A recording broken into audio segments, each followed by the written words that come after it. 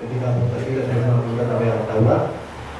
Jo parlaré com a consumidor de factura elèctrica i després també com a activista de Som Energia.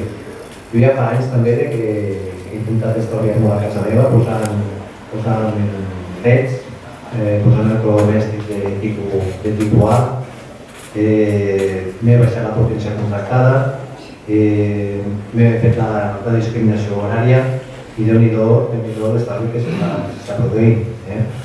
No en la part fixa de la factura, sinó en la part del consum, la part del consum energètic, que és només una part, però és una part en què nosaltres podem decidir a qui comercialitzem. I després la meva inquietud és que la factura fos verda. Jo penso que som molt sensibles amb aquest tema perquè moralment crec que estem tots obligats d'alguna manera a que la nostra factura sigui d'energia verda. El comerç del petroli, el comerç dels combustibles fòssils internacionalment és un comerç molt agressiu que produeix molt de patiment a les persones. I des del meu punt de vista crec que és urgent i que és important que les nostres comercialitzadores siguin de facturació verda. I això els consumidors ho tenim molt alt. A part d'això també, a mi, la batalla de la necessitat de les energies renovables jo penso que ja està guanyada. Ja poca gent qüestiona que el futur passa per les energies renovables. Jo penso que ara la segona batalla, que és la que em preocupa a mi, és qui governa les energies renovables. Em consta que el govern espanyol ja ha ofertat barbaritats ingents d'energies renovables a concurs i penso que superarà les mateixes ara, Endesa, Iberdrola, etc., que sembla ser que s'estan preparant per governar aquest tipus de tecnologies. La meva pregunta era la que la taula. Aquí sou comercialitzadores, instal·ladors, també sou distribuïdors, petits distribuïdors, i jo penso que aquí està la força, en els petits distribuïdors. El que controla les línies de distribució controlarà d'alguna manera la nostra sobirania, el nostre poder de decisió també de la meva energia de casa meva. Quines aliances es poden tenir entre els distribuïdors locals, com Estavanell, Elèctrica de Guixers, Electra Caldense, Centelles també, em consta que és un municipi que té la seva pròpia distribuïdora. Barcelona, per exemple, l'Ajuntament està promovent una comercialitzadora que no farà solament de comercialitzadora, sinó donarà serveis a la població del municipi en autoconsum, en estalvi, en eficiència. Quines aliances, repeteixo la pregunta, quines aliances es poden formar des del nostre territori entre les distribuïdores, les comercialitzadores i els instal·ladors d'energies renovables perquè la governança de l'energia la poguéssim decidir veritablement nosaltres?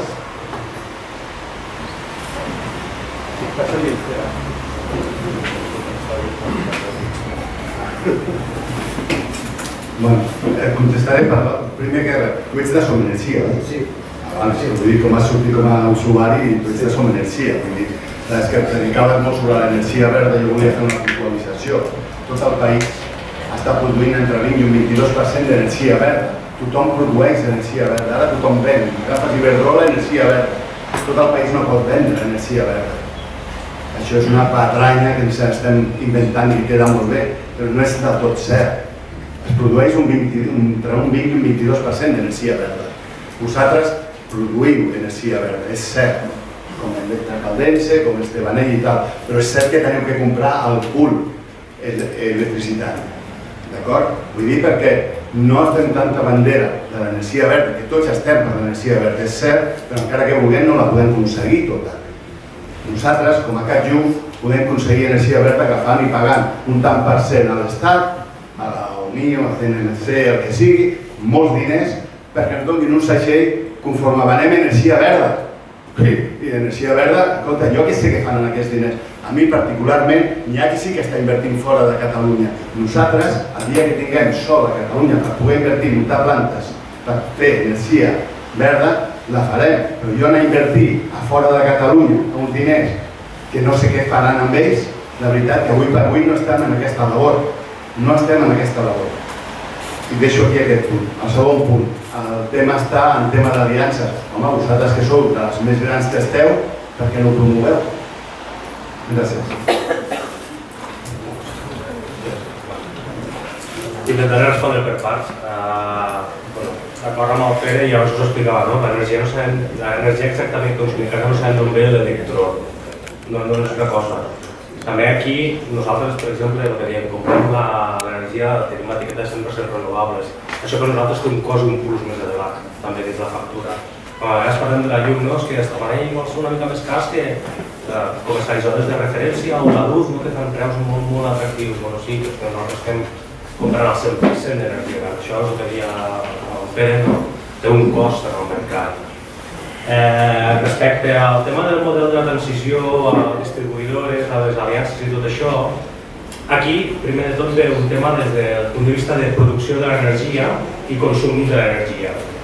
Si parlem d'energies verdes, normalment parlem de fotovoltaiques, biomassa, d'eòliques. Normalment es produeixen, menys les eòliques de la biomassa, que podem tenir un consum en funció aleatori de l'eòlica.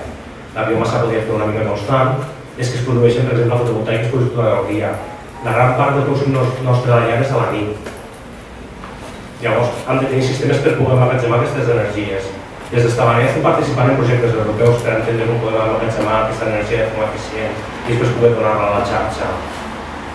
Per tant, quan parlem d'energies renovables, la transició no podem fer d'avui per demà, perquè és que el sistema elèctric no l'aguantaria.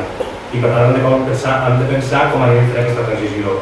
I aquí després en parlarem, però un punt important d'aquesta transició vindran els vehicles elèctrics, perquè al final són bateries, on podem guardar l'energia de renovables, movibles. I avui la porto aquí, demà la porto allà, i a més segur que ens compartirem les empreses. En lloc de vendre energia, us vendrem mobilitat. Avui hem preparat per poder fer els quilòmetres que ho has de fer diàriament. Després en parlarem d'aquest tema, però bàsicament el que volia dir és que té un model de transició energètica, estic totalment d'acord que distribuïdors, generadors, comercialitzadores han de començar a entendre que això ja va d'un altre color, no podem ser verds avui per demà al 100%, però sí que hem de començar a preparar tota aquesta carrera per poder arribar a ser el que en diríem autoconsum o cases llar zero, de consum zero, és a dir que les llars, també això influeix, ja disculpeu que em fiqui el tema de la llar zero, però també ve amb el disseny de l'arquitectura, o sigui, estem parlant de consum d'energia verda, etc., però quants arquitectes estan intentant introduir que les llars siguin autosuficients, perdó, clar, en aquest aspecte també hem d'anar a poc fent aquestes coses.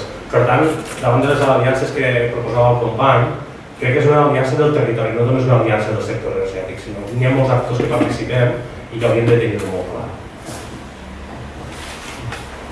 El tema aquest de les aliances, nosaltres com a distribuïdors tenim una empresa a mitges, un altre distribuïdor molt gran, que és Electracaldense, la que està a Caldes de Montbui. Tenim una empresa fotovoltaica, estem projectant un parc fotovoltaic a la nostra zona de distribució. Val a dir que tenim una bona zona de distribució, hi ha molts camps. Ens posen traves? No, i les mateixes que trobaríem a qualsevol altra part d'Espanya. De fet, el Xavier després us en pot parlar millor perquè està portant tot ell aquest projecte.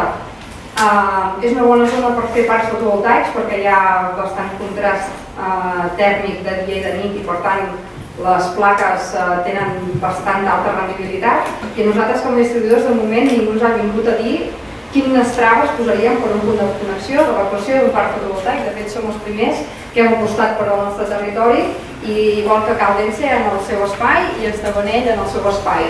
Ningú que està projectant parcs fotovoltaics, és a dir que això és especialment fotovoltaics, que estan fent fora de Catalunya ens ha vingut a demanar a cap de les distribuïdores d'ACM si poden posar un parc a la nostra zona de distribució. Segurament, si es demana a la zona de distribució d'Endesa, posarà més problemes, si vaig jo o qualsevol, per posar un parc, però a les zones de distribuïdores petites la distribuïdora no posem pega, al contrari, si em ve un can lluny i em vull fer un parc fotovoltaic perquè em vull fer un PPA físic, financer, el que vulgui, ostres, li obrirem les portes de casa i nosaltres perfecte perquè la xarxa de distribució guanyarà una qualitat espectacular, o sigui, tindrem una qualitat de xarxa molt millor que la que tenim ara.